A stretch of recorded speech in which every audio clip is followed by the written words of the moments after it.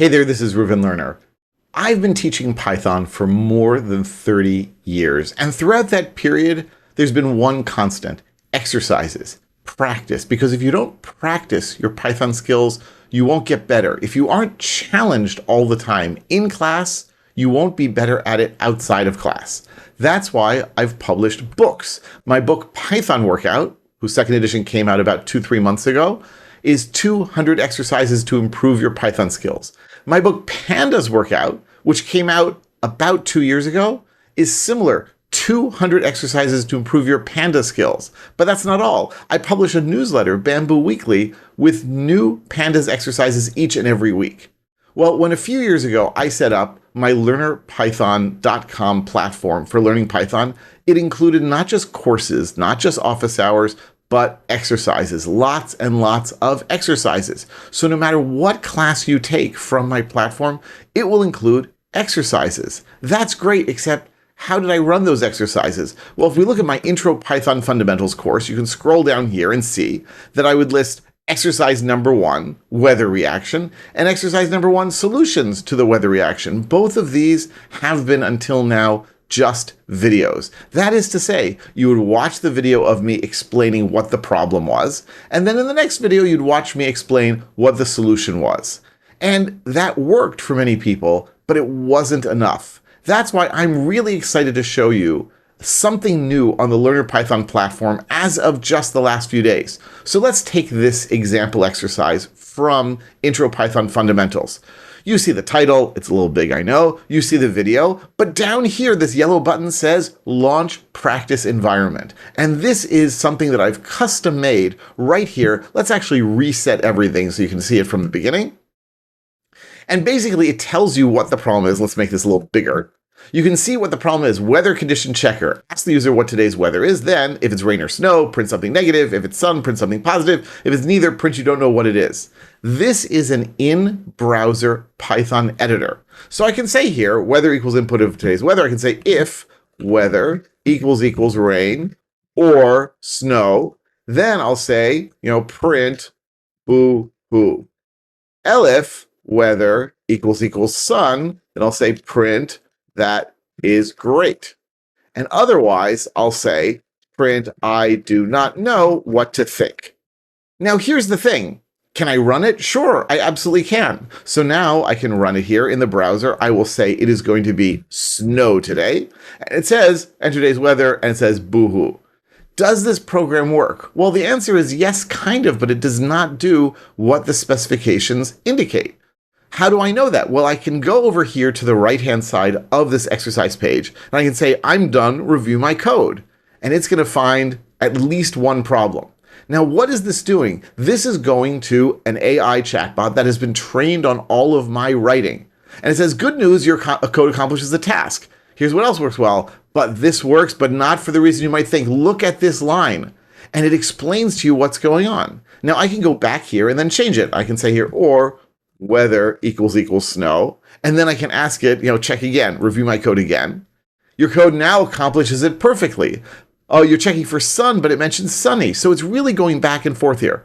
By the way, you can also ask for hints. There are 4 levels of hints. And at each level, it will not reveal the answer, but will give you a hint in the direction of helping you out. Take a look at your elif condition. Show me another hint. It's going to go closer. Your condition is spot on, but the problem is in your elif block. What if I just want to ask a question about it? So what is wrong with using equal with an or between the clauses? And then I enter that, and AI then tells me that's a great question. Let's look what happened with the original code. So this actually works, and I can go through each exercise I want to. Even better, I can visualize this in the Python tutor. So if I click here, it will take all of my stuff. I'll enter today's weather. I'll say snow, submit. All right, and we can see here, enter today's weather, snow, and we can see all of this stuff. Right, so it lets you see what's going on in the program, which is kind of sweet. Now, this is great, but it gets even better. What if I'm not a native English speaker? What if I want to ask questions in my native language? So, for example, I'm going to change it to be in Hebrew. I don't understand. I'm saying this in Hebrew. Use Hebrew. And then it will respond in Hebrew. Granted, the Python will still be in English. That's just kind of the way programming languages work. But because this is AI, it allows you to basically have a version of me that answers questions in my voice based on the exercise, but using a language, possibly even a language that I don't know or don't understand. So we can do this with all of the courses. It's true for all the Python courses. It's true for the Pandas courses. It's true for things like advanced data structures. But you might be saying, wait a second, what about something like files, right? How is that going to work? So if I go here to count IP requests, right? If this is running in the browser and I launch the practice environment, how is the file going to work? Because if you know anything about, let's reset this as well. If you know anything about how Python works inside the browser using Pyodide, then the security doesn't allow you to just willy-nilly load files from your computer or from the internet. And so the way I've designed this, it actually retrieves the file from a server that it is known and is part of the JSON that is then distributed. So I can say here, for one line open mini access log, and it is there. This file is actually available. And then I can say here, print, oops, let's get out of Hebrew mode, right? Oops. All right, we're going to go back to English here. All right, print 1 line 0. All right, so I'm going to run this and it will actually work. And then I say, hey, what do you think of my code? And it's going to say, you are doing the wrong thing.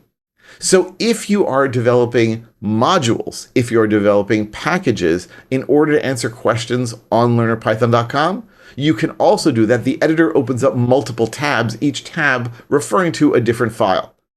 Finally, if you are still stuck after using the AI system, it gives you a link here to open our private Discord channel, and then you can ask whatever questions you have. Oh, and a few other things. You want to download the code? You want to download the chat? You can download the chat in either HTML or in Markdown mode, and that works just fine. This is something that I'm really proud of and really excited about because I think it will help you to improve your Python skills faster, better, and in a more personalized way than ever before. And of course, if you have any questions or comments or bug reports, I want to hear from you. I am always looking to make LernerPython the best place for you to improve your Python understanding, and I hope this takes us one step further in that direction. Thanks a lot for watching, and I look forward to seeing you at LernerPython.